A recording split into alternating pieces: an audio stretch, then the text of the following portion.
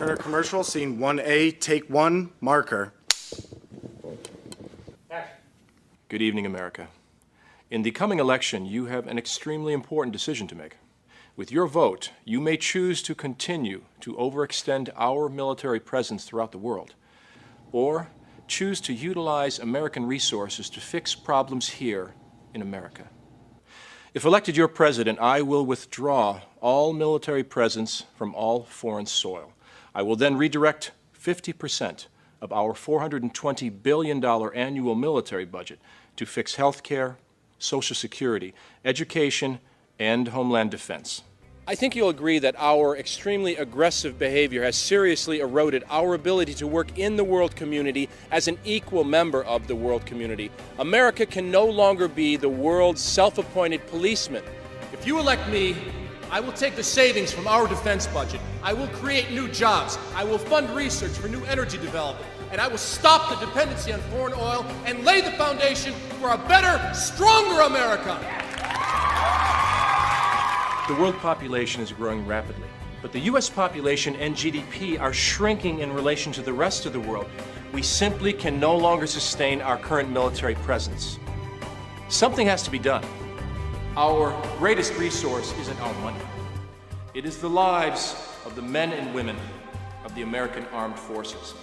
How many more American lives must be lost because of our interference in the internal affairs of other countries? Vote for me, and I will bring our servicemen and women home to a better, stronger America, an America that will again be respected.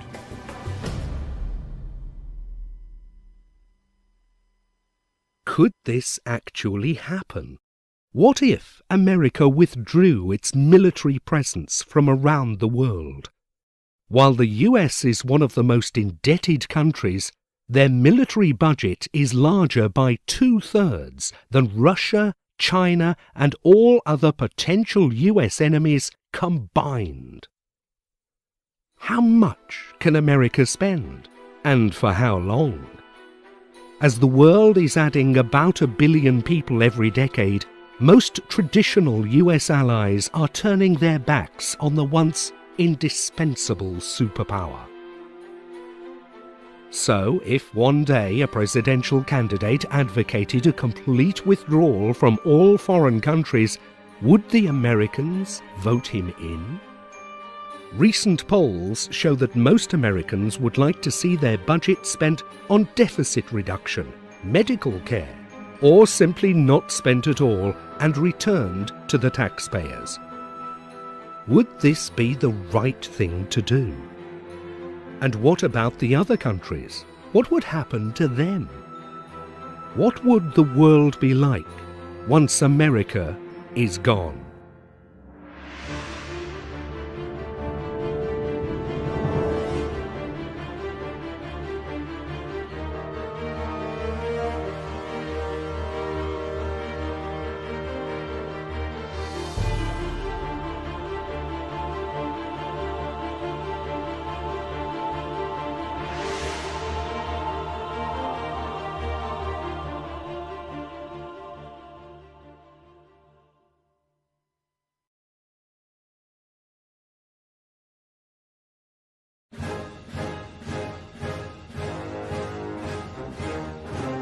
Every time somewhere in the world something goes wrong, the Americans have their finger in there. We have got the feeling that they only want to improve their economy. How the US acts is not the right way. Most of the time it's too late, it's too brutal, somehow it's respectless, really respectless. If the United States were to draw all their military from the rest of the world, there would be a global celebration. When you hear people, particularly in Europe, condemning the United States as if it were an evil empire, you can't help but smile because it's not that long ago that there really was an evil empire menacing Western Europe. I mean, we were the savior of Europe. We stood up against the Soviet Union. It doesn't cause them any philosophical pain whatsoever to take your protection and badmouth you. Yes, Americans saved Europe, absolutely. And the French are very grateful for that. But it's been 60 years. At the present time, the European Union is the only entity on Earth that surpasses the United States as an economic power. Germany, France and the UK are some of the largest armament exporters to the world.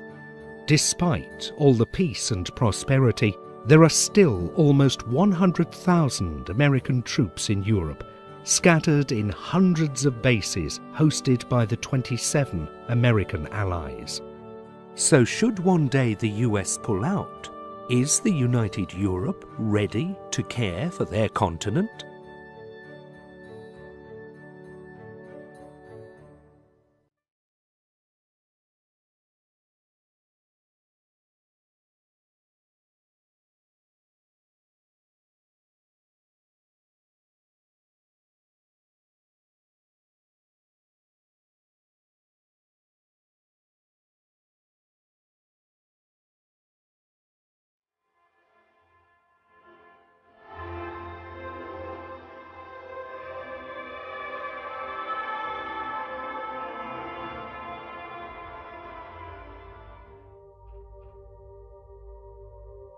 During the early 90s, the country of Yugoslavia was falling apart.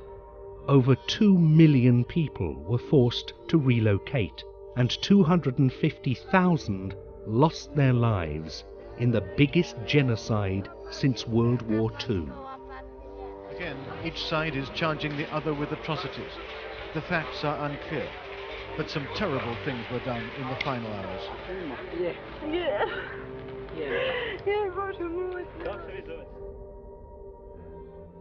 Bosnia was one of the 6 provinces that once made the country of Yugoslavia. By 1991, 2 of these provinces, Slovenia and Croatia, broke off to become independent countries. Shortly afterwards, some of the Bosnians also wanted to become independent, but unlike Croatia and Slovenia, Bosnia was very ethnically mixed between Orthodox Serbs, Muslim Bosnians and some Croats.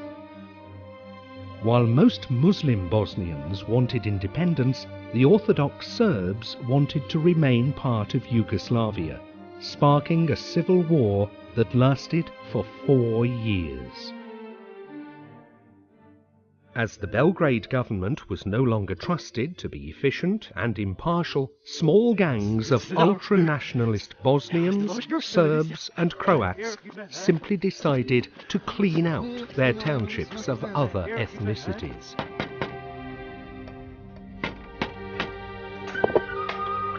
Most of the time, each undesired family was given one warning and asked to move. Thousands of them moved. Others didn't. Lacking any overarching authority, the cycle of inter-ethnic murder and retaliation became unstoppable.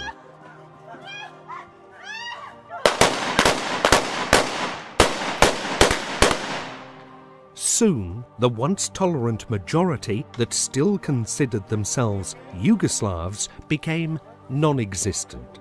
Everyone had to take a side, simply trying to stay alive. Walking the streets of Sarajevo, the bombed-out buildings remind you every step of the way of the atrocities committed here. U vreme agresije na Bosnu i Hercegovinu, zašto se Amerika ne angažuje? Za Ameriku je mnogo značajnije šta se događa između Palestine i Izraela, u Irskoj, Severna Koreja, Irak, Iran, nego Bosna i Hercegovina. I u krajnjem Amerika je prepustila Evropi da reši sukobe na prostoru Balkana. For the first year of the war, next to nothing was done, other than meetings and negotiations. By 1992, the French, British and Dutch sent peacekeeping troops under the United Nations command. Hello, hello, hello. However, they were not allowed to shoot at anyone, not even in order to protect civilians. There were very few people in the governments in Britain and France at that time who were prepared to say that Serbia was the principal aggressor. And so for that reason, I think we must look back on the 1990s as a kind of second age of appeasement, rather like the 1930s, with the difference that they were appeasing not a truly tyrannical figure like Hitler, but a petty tin pot dictator in the name of Milosevic. Germany, the largest, wealthiest European nation, did not send any troops at all. Ja, also das ist eine Schuhnummer zu groß für Deutschland, dort groß mitzumachen. Da haben sie gar nicht die militärischen Ressourcen für. Mal zurück zu dem Problem, warum haben die Europäer so lange gewartet, bis Millionen von Menschen ermordet waren in Bosnien? Die Interessen der einzelnen Länder ist zu egoistisch. Es ist kein gemeinsames Sprachrohr da. Jeder sagt seine Meinung und die sind sehr unterschiedlich. And as for the Americans, for once they were not doing anything either. Concerned with containing Saddam Hussein, the Washington consensus was that Europe will handle it. They were not facing Hitler or Stalin, but a civil war in a very small Balkan country. By 1995, the atrocities were getting worse and worse. In the summer of that year, the Serbs mobilized hundreds of soldiers in order to round up and eliminate the Muslim civilians in the town of Srebrenica. Hours before the Serbs arrived, most men tried to escape in the woods, while the women and children stayed behind. Among them, Ivandić Fedila, whose son decided to flee. On me je poljubio I dok me je ljubio drhtala mu brada I govorio mi ne mama, nemoj se brinuti za meni, ne mama, nemoj da plačeš ako se meni nešto desi. To su bile posljednje riječi mog sina, a to je bilo 11. jula, utorak, 2 sata popodne, kad sam ušla u kamp. The camp was a former battery factory. It was also the headquarters of the Dutch soldiers sent as peacekeepers. The Bosnian refugees thought they were running to a place of safety. They had no idea that the Dutch soldiers had surrendered to the Serb forces. Some Serbian soldiers even wore Dutch uniforms, luring the refugees into a false sense of security. Čuli su se te noći užasni krikovi. Bila je mukla tišina I najedanput užasni krikovi I sve se digne na noge. A šta se dešava? Dolazili su holandski vojnici I vojnici, četnici koji su bili obučeni u uniformi holandskih vojnika. Narod su da samo sjede, da ne bude na nogama. From a place of refuge, the battery factory became a death chamber. As the Dutch peacekeeping troops stood by, the Serbs murdered 8,000 Bosnians. Jer je nenormalno I neprestano pucalo.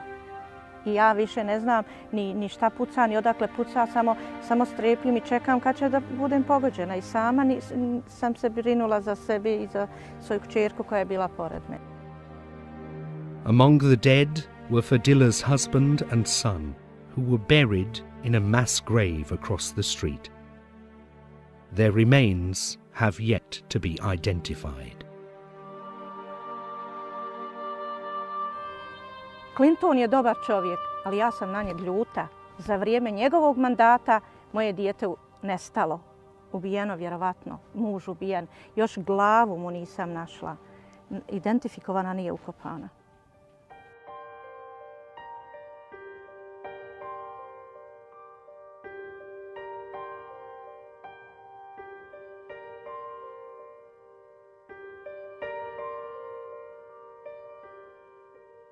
The European people, the European governments really waited a little bit too long. And I think if the Americans wouldn't have come, the killing would have, go on and on. The expectation of the people of Bosnia and Croatia was that someone strong will come and save them. I svi smo gledali, uprli oči u tu Ameriku. Šta Amerika odluči, to će biti. Ja puno vjerovala nisam ni Americi, ni Evropi. They were begging the French, they were begging the Europeans to go in and help them out. And I think in that case, yes, we definitely should have gone in. We should have gone in sooner. I'm glad we did go in, and I think we should have done more. In 1995, the United States finally intervened.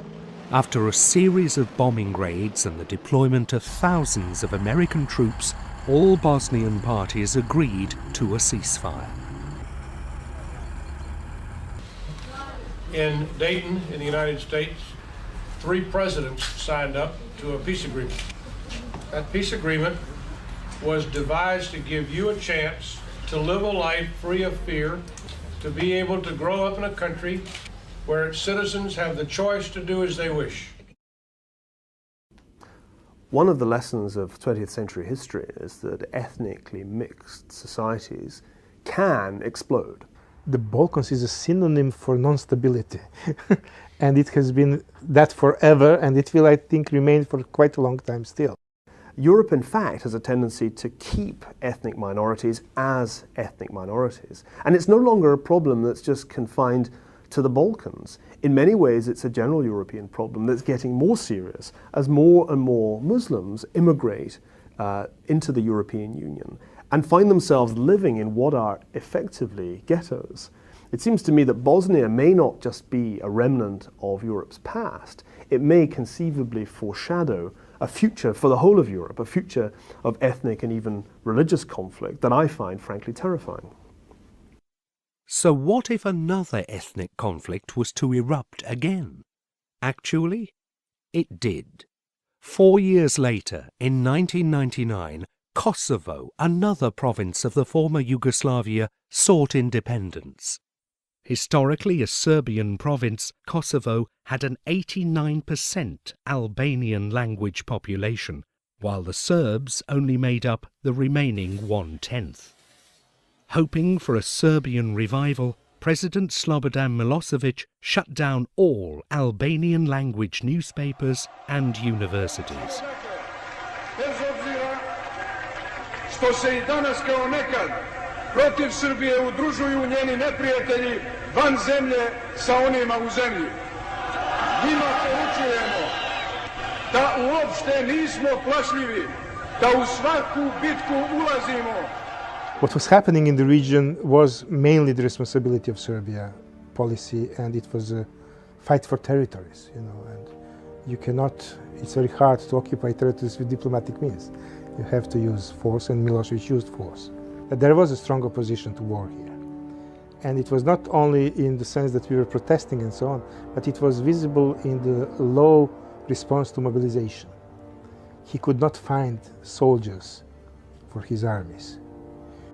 Faced with second-class citizenship, the Albanian Kosovars claimed their independence. This again triggered a policy of ethnic cleansing on a massive scale. This time, the United States did not wait for a European response. The US gave the Serb leaders several ultimatums. Then, the NATO forces systematically started to bomb Serbia, taking out bridges, power plants, and factories. After 71 days of bombardment, the Belgrade government agreed to withdraw their forces from Kosovo. When NATO began to wage war against what was left of Yugoslavia, I was aghast, because it seemed to me, for all kinds of reasons, to be a radical departure from the entire post-war order based on the United Nations Charter, because this was an intervention in the internal affairs of a sovereign state. Kosovo is a province. If I could choose, you know, I probably would choose that no one intervene in Serbia. Probably, I think that we must solve our own problem. That's natural. I cannot support those things. Of course, it's bombing. It's you know, many people were killed. Many children were killed during the NATO bombing. You know, because of the mistakes. Well, you need mediators in some kind of conflicts. When people cannot agree on something, there There is a necessity for a mediator. But does this mediator has to have arms or impose? This is not a mediator. This is solution-bringing party. And this is not something that is appreciated by any side. And when you look at this region, especially the Balkans, you see that what we have now is that we have no more conflicts because of the presence of the mediator, armed mediator, peacekeepers as they call themselves. But in fact, if they leave, the conflict is not solved. We are in Kosovo for the same reason you are here. Some things are worth fighting for. A future not dominated by massive killing of innocent civilians because of the ethnic or racial heritage they were born with or the way they worship God. Military intervention by the United States was most probably an attempt not to repeat the same mistakes and go into the long, like 3.5, 4 years, war on the territory of Kosovo, but to stop it in time. I and those who were critical of President Clinton and indeed of Prime Minister Blair were actually wrong. This was the right thing to do. The imperialism of human rights is in many ways the most desirable kind of imperialism. So what would have happened if the United States had not intervened in the Balkans? And what did the European nations learn from this war? I think that today's last two Bosnians would trying to find each other within the territory of the country, trying to kill each other. And in Brussels, in Paris, London, Moscow, they were still arguing about, yeah, but I'm not quite sure how is the way to approach the problem and things like that. And most probably today in the afternoon, that four last would catch the last one, and then the war would theoretically be over. I mean, somehow, you know, these days. If the Bosnian wars were to begin again, or if Kosovo were to blow up again, I think there is next to nothing that the European Union could credibly do to stop it. Nothing has really changed in the past 10 years. Europe is still a military pygmy, and even although certain European countries have military capabilities, they're almost wholly incapable of pulling those into any common European force. So one of the things that completely hasn't been solved in the past decade is the Balkan question. It's been put into cold storage, but it seems to me quite easy to imagine a recurrence, particularly in Kosovo, of the problems we saw in the 90s. And at that point, you can be sure that after 3 or 4 years of dithering, it'll be once again a case of turn to Uncle Sam for help. The Europeans have said for several years, for at least the last 5 years, their intent, their determination to create a European strike force, a European-only force that can take action without the United States. The problem with the European strike force is that in Europe you're dealing with a generation of Europeans who have become used to U.S. military forces as being the backbone for their defense. And they've allowed military spending and the development of military forces and the willingness to serve in the military to really seriously deteriorate.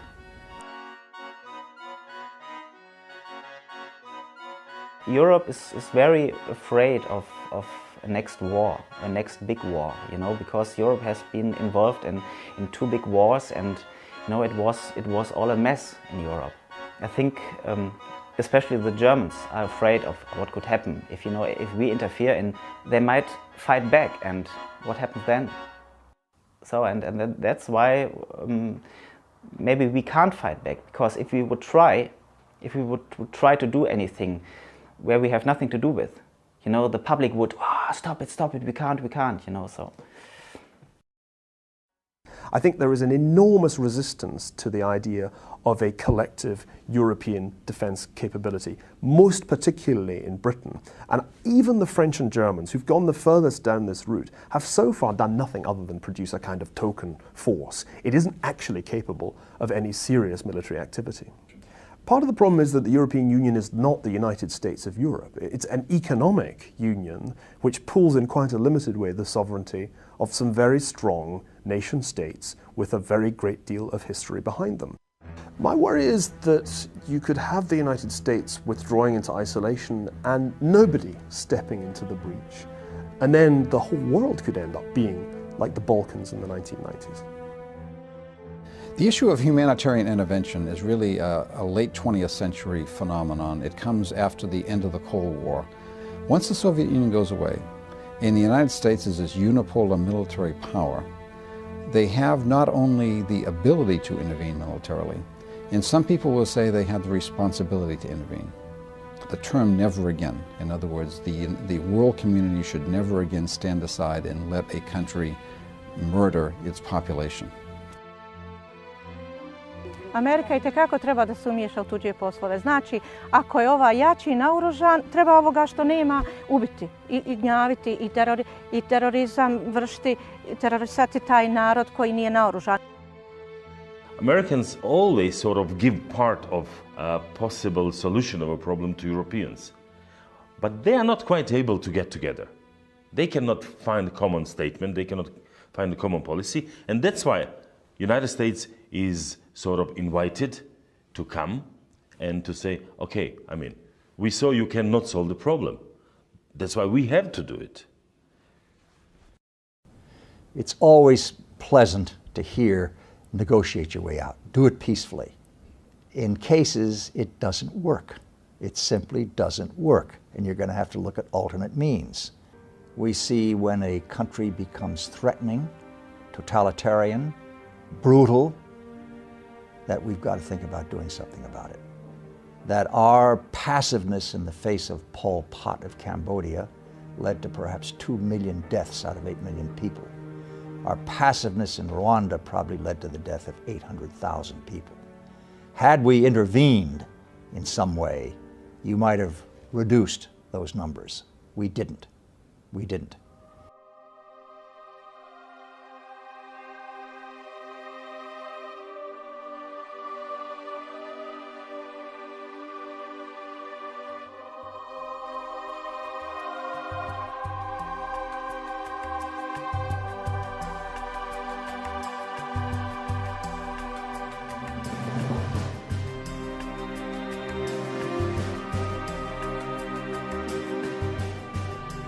We invade sovereign nations. We topple governments. We manipulate economies because they don't serve our needs. And because we are the one and only military superpower, who is going to challenge us? At the present time, the U.S. has military bases in over 90 countries, including Tajikistan and Djibouti. I wonder how many fuel cell factories we could build here in America with the money we spend to maintain those remote bases. Even with half of our current military budget, we are still the strongest nation on earth. I tell my critics we are not running away, we're simply being realistic about our needs.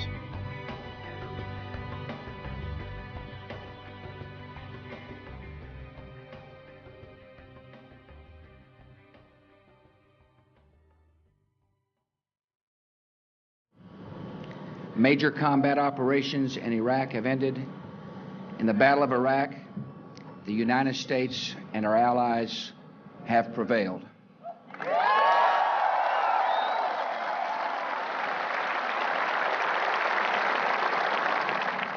Where freedom takes hold, hatred gives way to hope.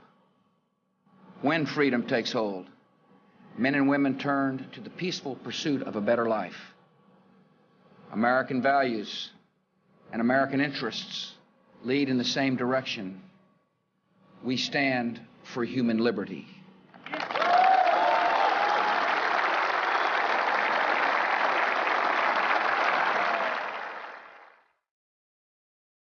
The United States is the superpower of the world today because the United States cares. We're not only interested in our own national concerns and in protecting our own national interests. We care ethically and morally. We care about democracy. We care about freedom. Promoting democracy might be true in the case of Iraq. However, the Middle East is full of kings, emirs, sultans and sheikhs who regard the countries as their personal property. The United States has a long history of supporting many of them. It's more or less like a hypocrisy. They don't care much about democracy or liberty or what people are doing and so on. They worry about is there an interest in this region or not? What would I get from this? If it's in our interest, the companies, the oil companies and so on, will do it.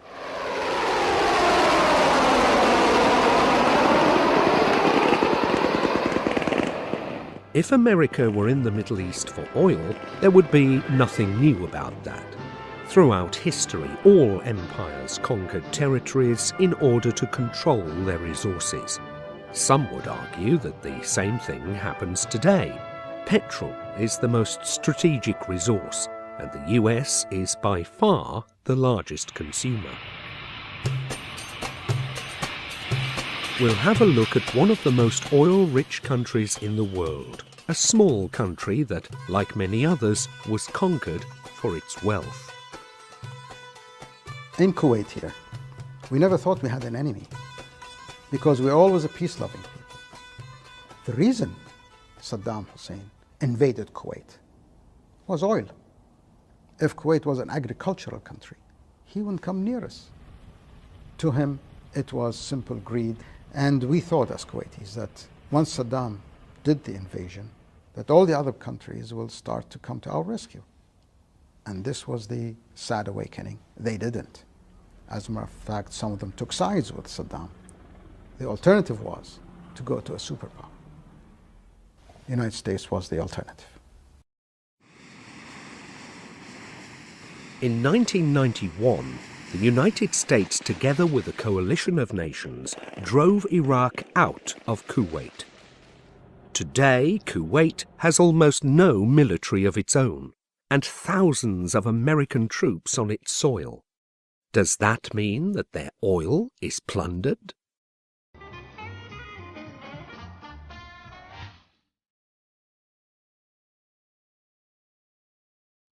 You know we're riding in style, got our own miracle mile. We live just like a millionaire, just buy those houses and cars. We're acting like movie stars, just let these good times roll. So education became free. School, as you said, up to university, even up to doctorate degree. There's no taxes. And every Kuwaiti family is entitled to apply for either a piece of land or a house. Former subjects of the British Empire, now many Kuwaitis live better than many Americans. They benefit from the first empire in history that actually pays for the resource they consume. When the price of petrol goes up, the US taxpayers, the funders of the Kuwaiti liberation, pay more, just like everybody else. It's not a matter of oil. Americans did not come here just for oil. They can get oil, cheaply from Saddam Hussein. He offered them to sell, a barrel of oil for less than $10. So it is not a matter only of oil when the American came here to liberate us from Saddam Hussein. Kuwait was in fact just the first step of Hussein's master plan. Saudi Arabia was next on the list. Together, the three countries would concentrate over 40% of the global oil production in the hands of one man. Knowing that there was only one country that could swiftly prevent his plan, a backdoor bribe was offered. Oil at $10 a barrel, as long as Hussein was alive. In the life of a nation, we're called upon to define who we are and what we believe. But today, as president, I ask for your support in a decision I've made to stand up for what's right and condemn what's wrong, all in the cause of peace.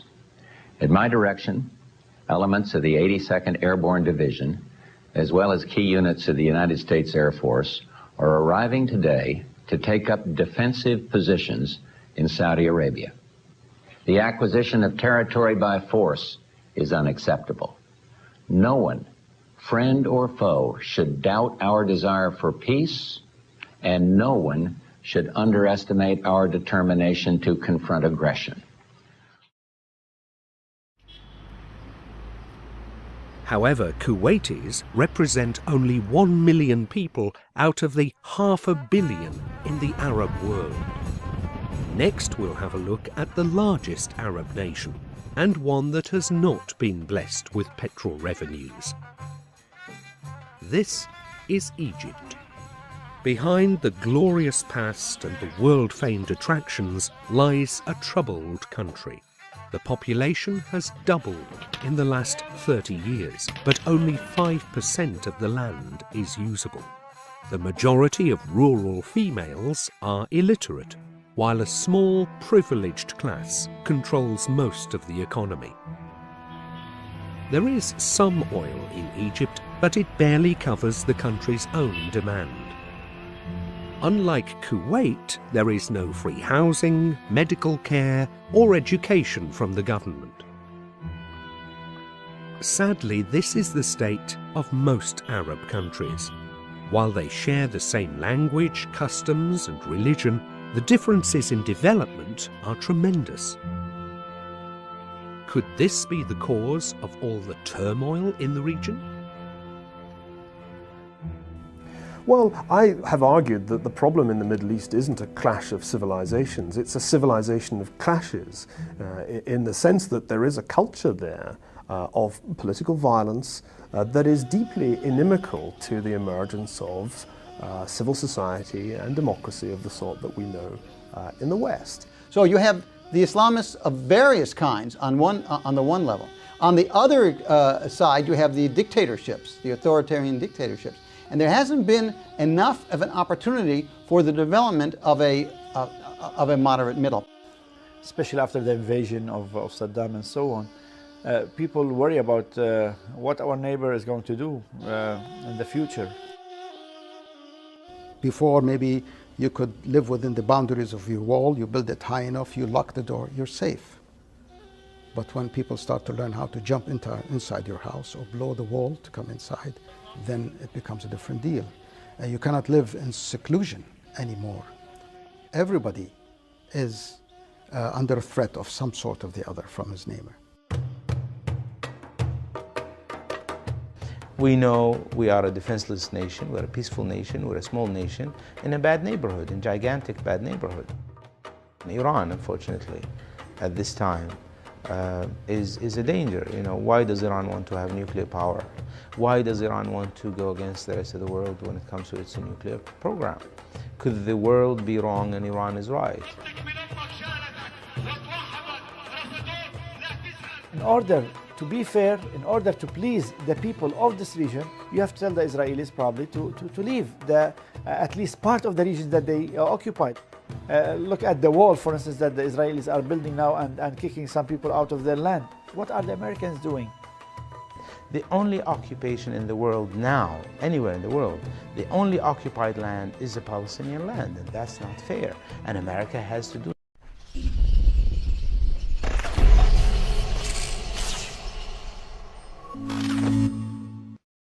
something about it. I realize how dear Israel is to an American's heart, and how the whole culture evolves when it comes to foreign policy to protecting Israel. But you cannot just run the world the way you like it to be. And as a friend of America, I think that it's time for America to address such a coral issue. While the Middle East is a powder keg, none of these countries pose a direct threat to the United States, which still has to pay the full price of petrol. In 2009, by open bid, the Iraqi government divided the lucrative Halfaya oil field between China's National Petroleum Exploration Corporation, Total of France, and Petronas of Malaysia. Schlumberger, the German oil giant, was also awarded a multi-million-dollar Westkorner exploration deal. None of these countries sent any troops to Iraq to fight insurgents. American and UK firms have been awarded a minority of oil contracts with no preferential treatment. Oil is the point why the Americans start the war in Iraq. and it is the oil that that people get killed for over there. We know that oil is a real problem for us. We have to stay at peace with countries who have oil resources. You can't put your sons and your kids into war for oil. You should use your head and, for example, make solar energies and all that stuff working.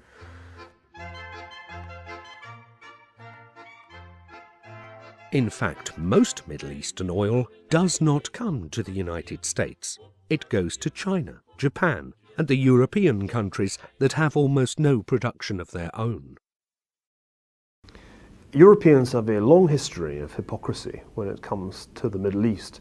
The Europeans need stability in the Middle East. They're as dependent, indeed more dependent on Middle Eastern oil than the United States. But they don't want, at least they don't all want, to pay the quite heavy price of trying to stabilize that region. So when Europeans bleat about American policy in the Middle East, you need to take it with a large grain of salt. And frankly, they don't see a threat to Middle East oil resources.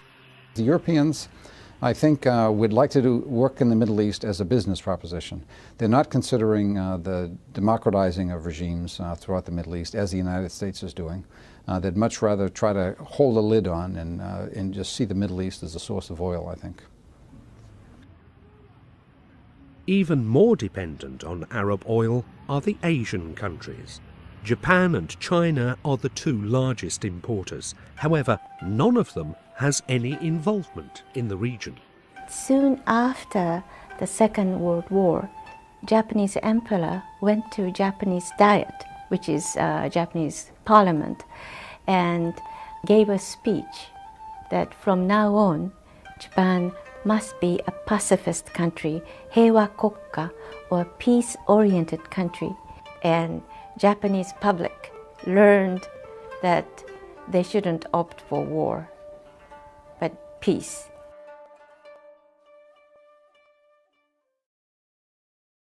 China is in the midst of a really vast transformation in its dependence on oil.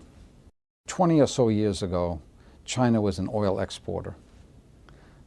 Within the next 20 years, they're going to be a massive oil importer. China is going to be very sensitive to where their oil comes from and how assured that supply is going to be.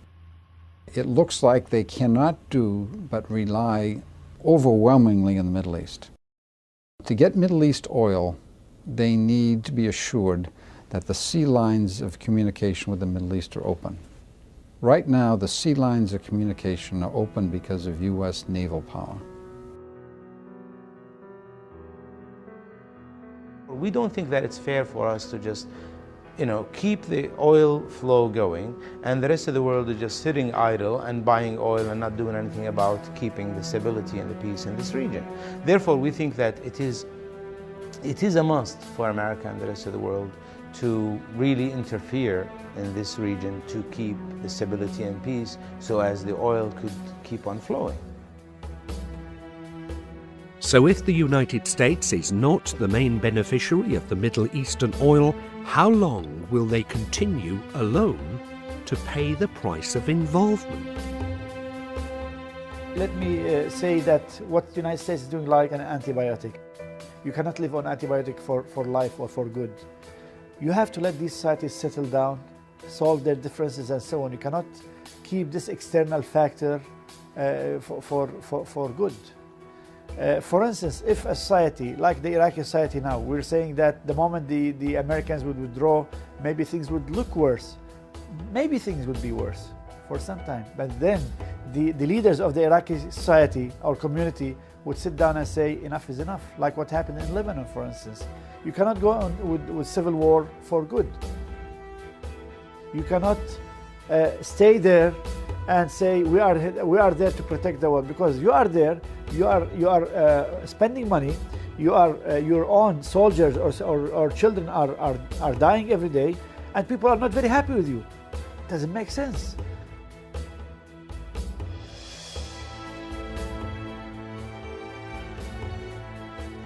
That's what Europeans need to worry about. Take away the United States, and there's really no way of knowing what's going to happen.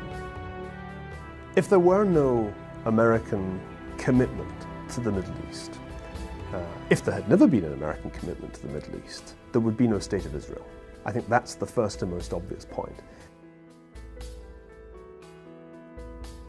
It's very, very hard to imagine such a small state with so few assets surviving without American support. So you'd have to say goodbye to that. اسرائیل از صحنه روزگار حذف نشود، این فریادها به قوت خود باقی.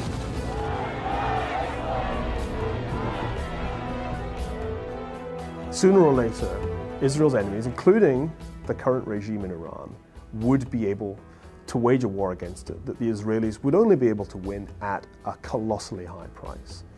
So that's number one. Number two is, what would the various states in that region do to one another absent the United States? We know that Saddam was capable of waging war against two of his neighbors because he not only invaded Kuwait, but before that he went to war against Iran. We know that Lebanon was ripped apart by its neighbors and turned into a puppet state by Syria. The list goes on and on. And if you take away the United States from this story, it seems to me you don't just have the destruction of Israel, but you then have the self-destruction of the Arab world. It's a very, very volatile part of the world, and it seems to me that those who blame the problems of the Middle East on the United States or on the colonizers before the United States are completely missing the point. والصهاينة رهيبة ومقطع الكيان. الله أكبر. لو أذن الله لنا يا أمة محمد سيقول حتى الحجر يا مسلم هذا يهودي خلفي تعال وقعها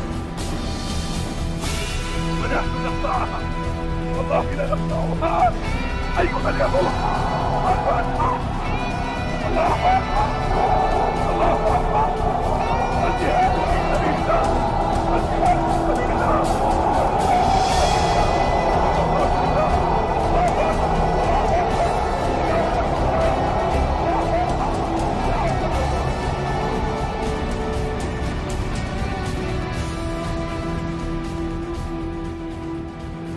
The next regional superpower in the Middle East is clearly Iran. Iran is the principal beneficiary of America's generous destruction of its principal rival, Saddam Hussein's Iran. And I think the ambitions of Iran for regional dominance are to be underestimated at our peril. That's why it's so important that Iran not acquire nuclear weapons, because I think with nuclear weapons, it would be North Korea, but North Korea poised on top of some of the biggest oil reserves in the world. One day, this very flag will fly over the Parliament in London. We will see this flag that will fly over the White House, and we will see the Black House, the Kaaba, will take over the whole world. قد حكمنا الدنيا وسيأتي يوم والله نحكم فيه كل الدنيا. سيأتي يوم نحكم فيه أمريكا. سيأتي يوم نحكم فيه بريطانيا ونحكم فيه كل العالم. Just imagine that those groups, Al-Qaeda for example, take over the power in any country in Saudi Arabia or trying to threaten the situation and the security in the Gulf. So I'm sure that will threaten that flow of oil or export of oil to Western countries. But America cannot now withdraw from Iraq until they fix Iraq, because if Iraq is not brought to stability and to democracy, then it will be anarchy, and this anarchy would spill all over the region, and I'm not exaggerating if I say all over the world.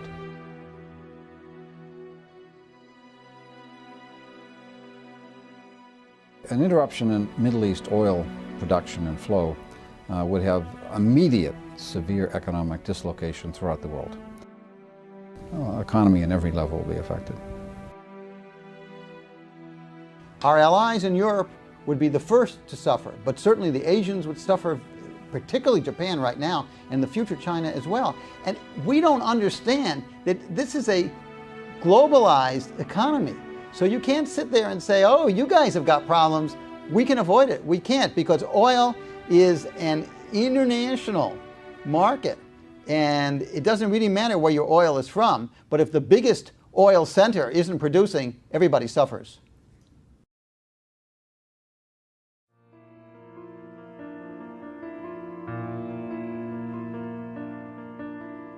We left the Middle East without an answer. What are America's options? Will it stay involved? And at what cost? Operation Iraqi Freedom took over 5,000 American lives. Future conflicts could be a lot worse.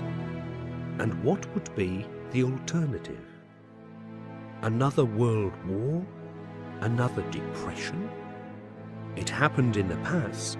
America emerged stronger than before. And the people, what would happen to them? Is it right to police the Balkans but leave the Middle East?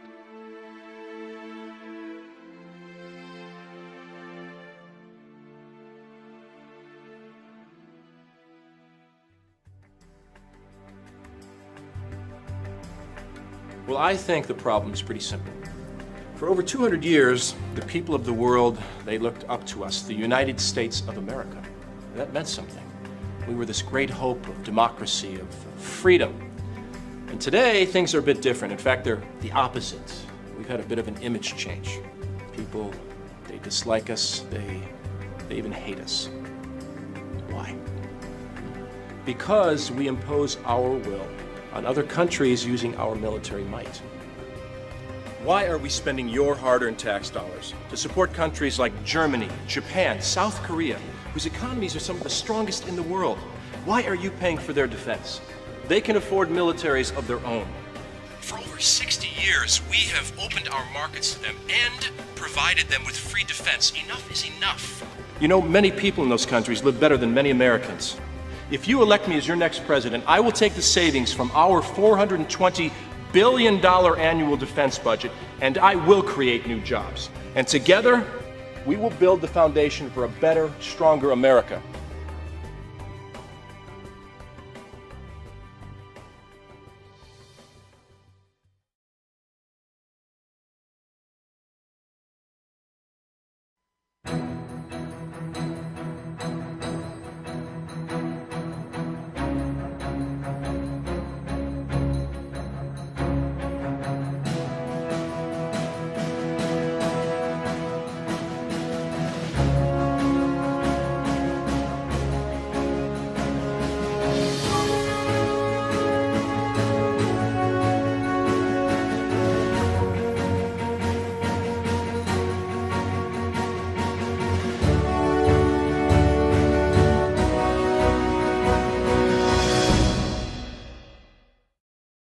The wars of Asia have been over for more than 50 years.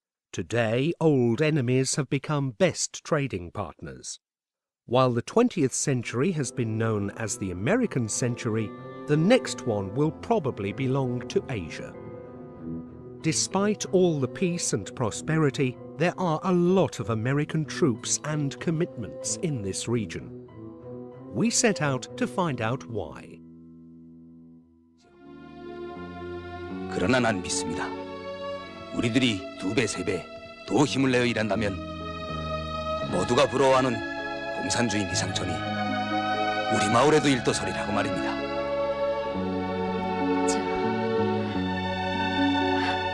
저도 뭔가 힘장하는 것 덮고 싶군요. 고맙소, 리양동.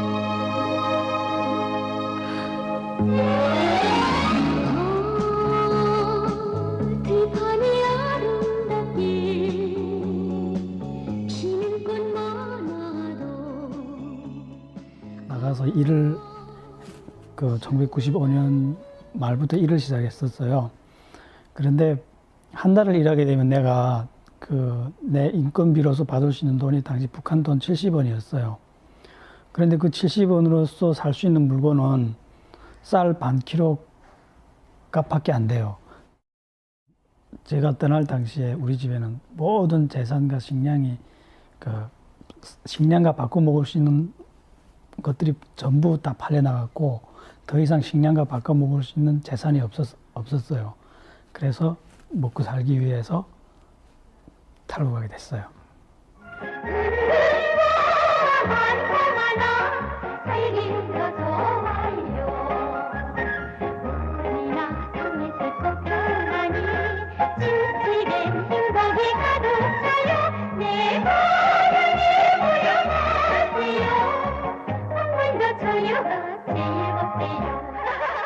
처음에는 제가 중국으로 가겠다 했을 때 이 모든 걸 아니까 탈출을 하다 잡히면 그 정치범 수용소로 가는 거 알기 때문에 반대했었어요.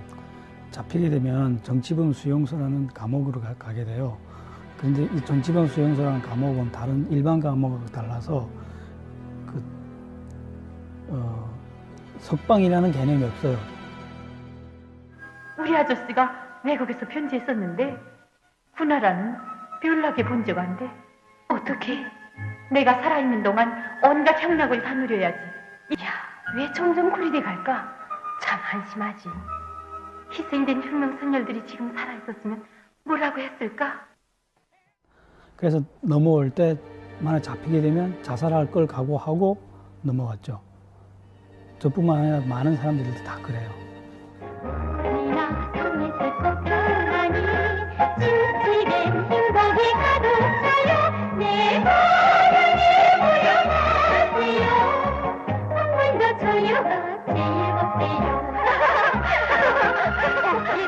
저희 어머니가 의사였어요. 잡히게 되면 몸 안에 있는 모든 자살할 수 있는 도구를 빼앗기잖아요. 그렇기 때문에 어머니로부터 도구 없이 죽는 방법을 배웠어요. 이렇게 머리로 올라가는 양쪽 동맥을 동시에 누르게 되면 사람이 죽게 돼요. 고통 없이 죽게 돼요. 그 방법을 배우고 나왔어요. 어머니한테서.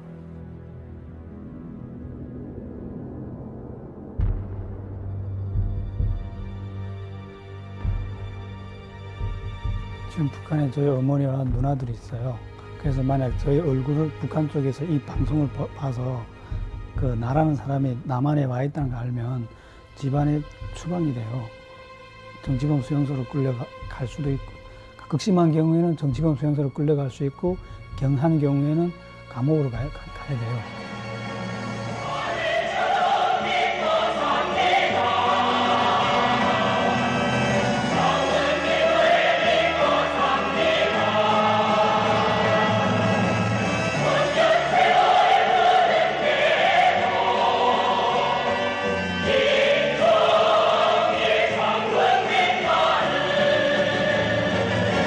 뿐만 아니라 모든 탈북자들이 바라는 것은 미국이 북한에 대해서 무력으로 공격해서 김정일 정권을 제거해 주기를 확수원하고 바래요.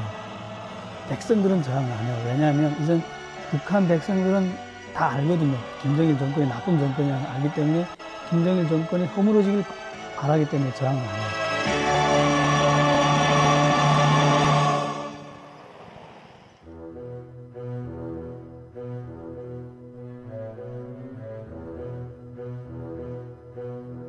Right now, the U.S. Army has about 21,000 soldiers in Korea. The purpose of the U.S. forces in this alliance is to deter North Korean aggression, and should that deterrence fail, then we're prepared to fight and win.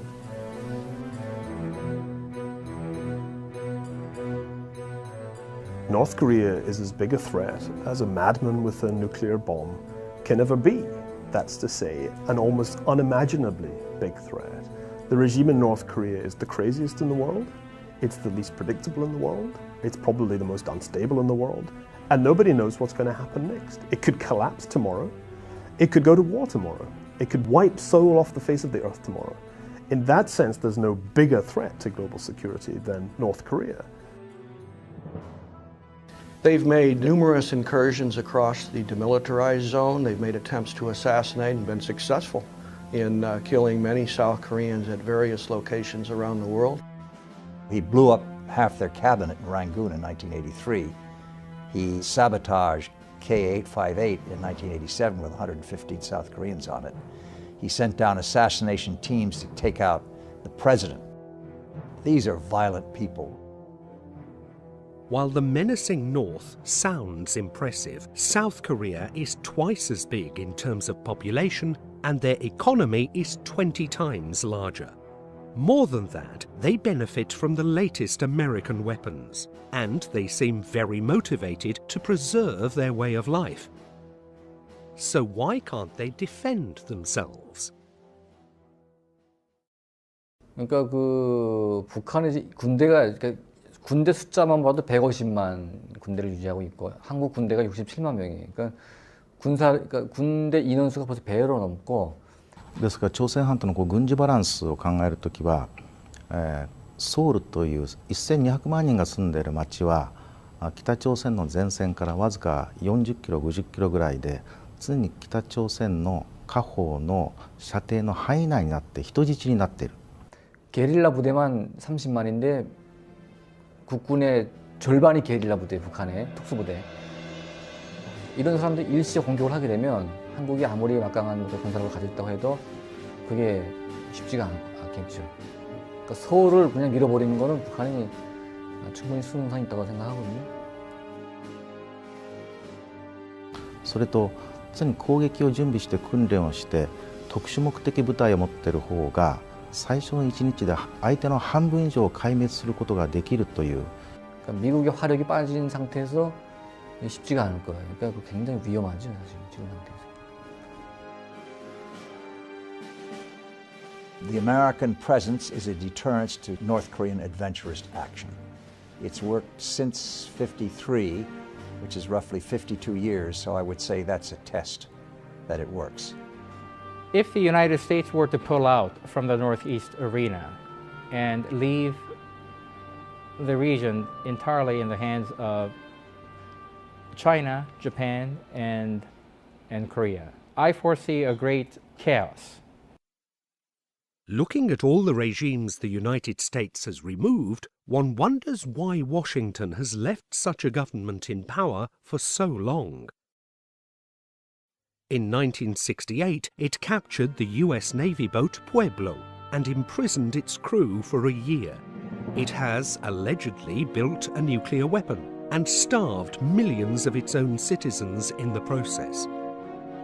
While the experts debate the effectiveness of the North Korean atomic bomb, Pyongyang is counting on another strategic asset: a treaty of alliance with China. In North Korea, China has a wonderful bargaining counter. It's impossible for the United States to solve the problem of North Korea without China. It's been tried and it hasn't worked. You can't really keep the Chinese out of the equation because the Chinese keep that regime teetering on the brink of collapse, but not quite collapsing.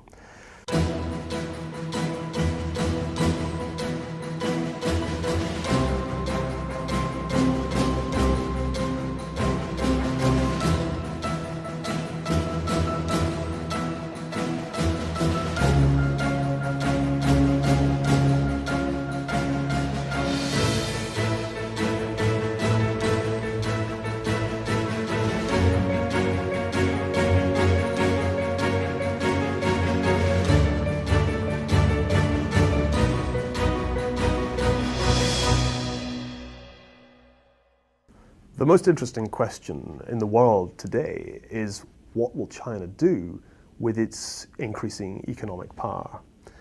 It's an extraordinarily explosive question because when one thinks back to the 1930s, in many ways World War II began with the Japanese invasion of China, not in Europe. Well, I don't think China is content as simply a regional power. China believes that it deserves to be on par with the United States. The long-term goal for the Chinese leadership is to become a dominant power in the region. And as a matter of fact, they said it in public that the long-term goal, strategic goal, is to eject the U.S. influence from the Asia-Pacific region. Well, China is developing the capability to launch ICBMs against the United States. The same capability Russia had during the Cold War. Next 5 to 10 years, they'll have a new missile called the DF-31A, which will be able to hit anywhere in the United States with nuclear weapons. This is a new phenomenon, something that the Americans don't seem to notice. I don't know why we don't pay attention to it, but it's a serious matter. Containing China's rise might be the real reason for the American presence in Asia. Could Washington believe that they will never have to share the world with another superpower? After all, China is reforming, and the small Asian countries are a lot closer to Shanghai than to Los Angeles. But do these countries want to be shared? Only 100 miles across the sea, there is an island where the other Chinese live, the ones that don't have to answer to the Beijing government. The economy flourishes, the people have rights and freedoms. This is Taiwan.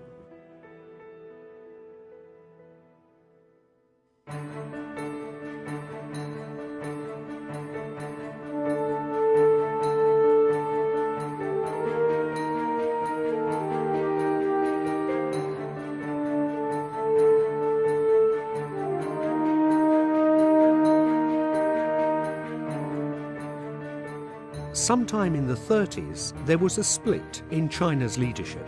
Despite the American support, nationalist leader Chiang Kai-shek could not effectively resist the Japanese occupation. 4 years after the Japanese surrender of 1945, after a bloody civil war, communist leader Mao Zedong took control of the country while his archenemy took refuge in Taiwan. The United States continued to support him with weapons in the hope that one day he would retake China from the communists. He never did. After his death, Taiwan became one of Asia's thriving democracies and a prosperous country. China has claimed Taiwan to be part of China, even though Taiwan has been part of the Chinese rule only 4 years of the past century. We believe China wants to forcefully take over Taiwan, wants to incorporate Taiwan as part of their expansionary intentions. This is something that we cannot accept. We worked very hard to build democracy in this country.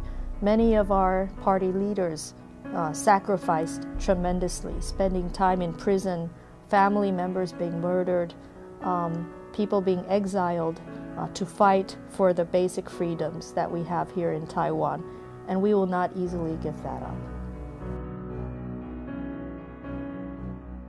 If China took Taiwan, it's a great opportunity. China could put military bases on Taiwan. They can absorb the military know-how. China could absorb the technology that they've developed here and use it.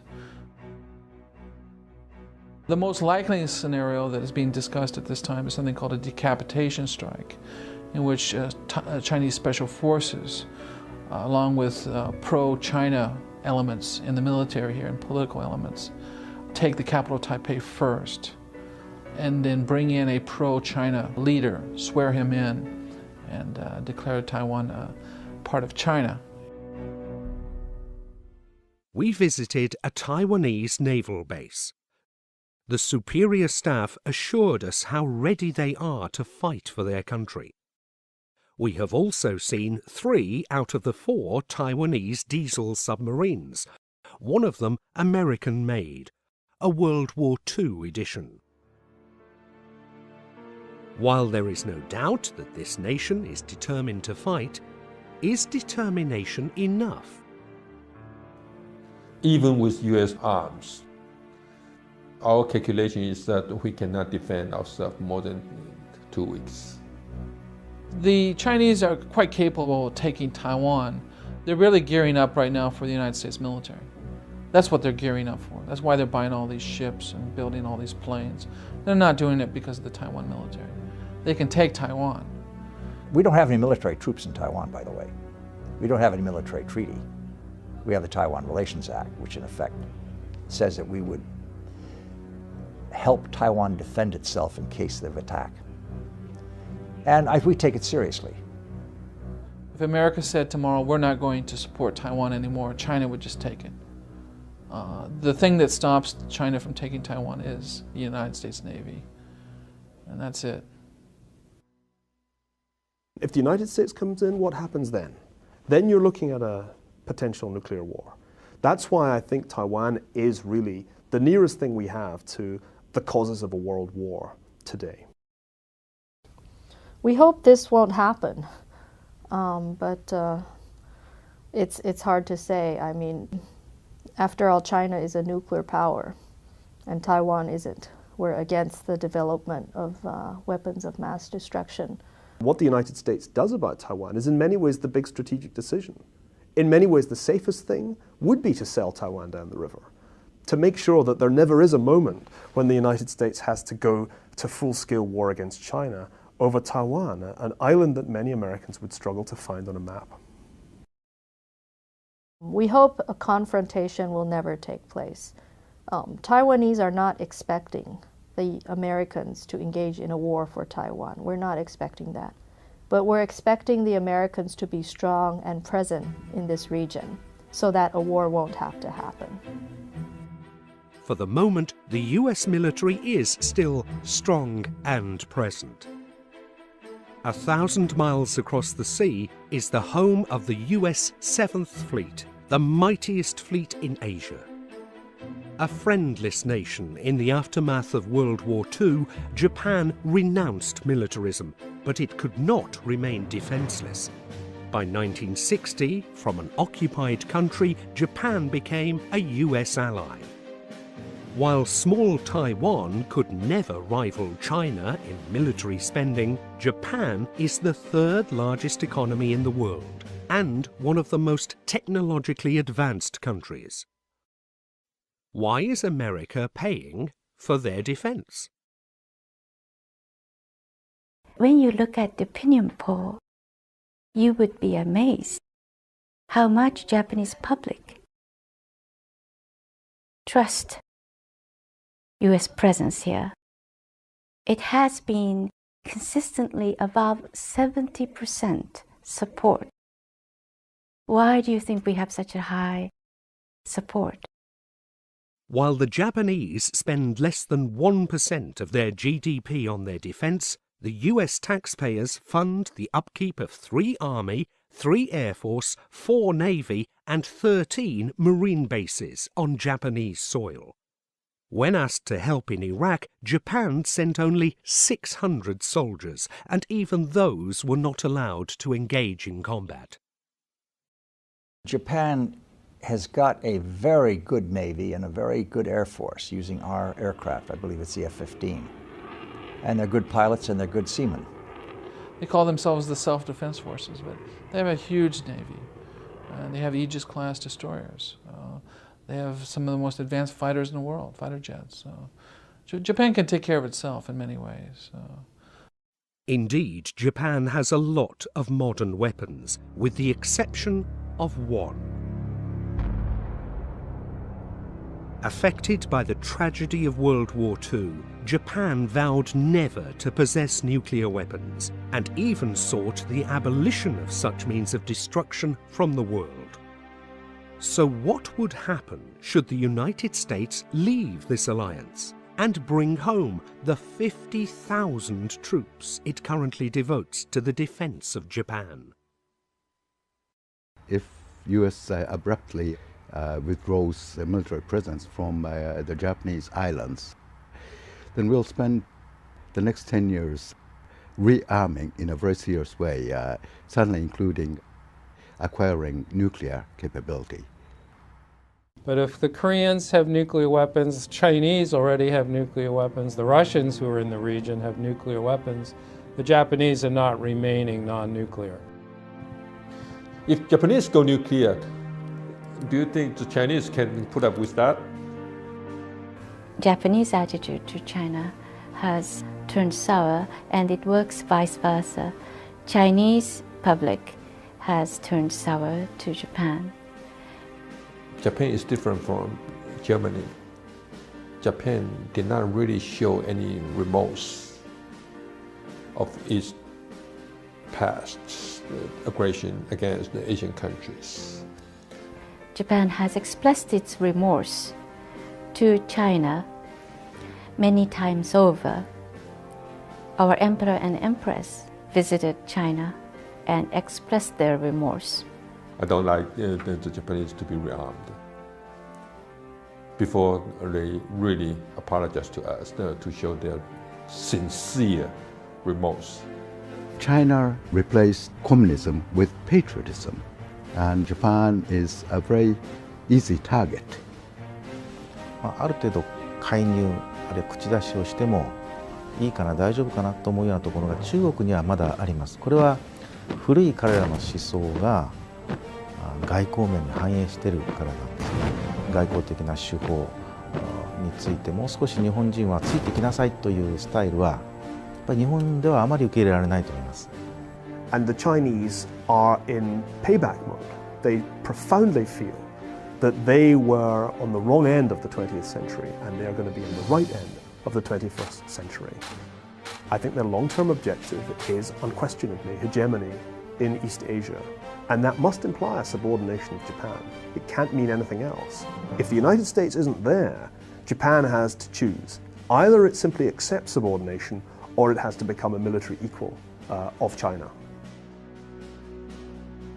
Should the US leave this region, it is possible that China will gracefully accept Japan's rearmament. But what could happen if they don't?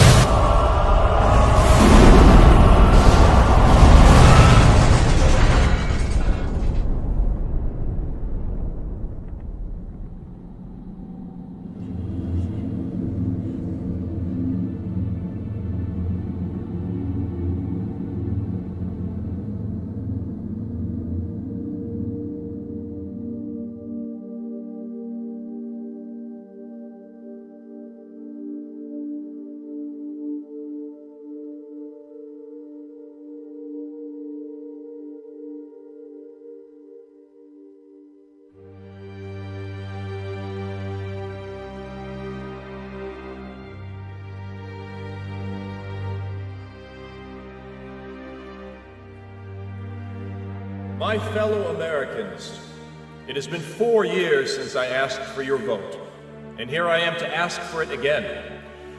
Within 2 years of my election, we closed down all foreign military bases and brought home for good all our personnel. American interests in the world continue to be protected, and we are still the mightiest country on earth. We no longer think in terms of axis of evil, nation building, or rogue states. We are just America, a nation among nations, a friend to any country that reaches out to us. However, we no longer interfere in their internal affairs.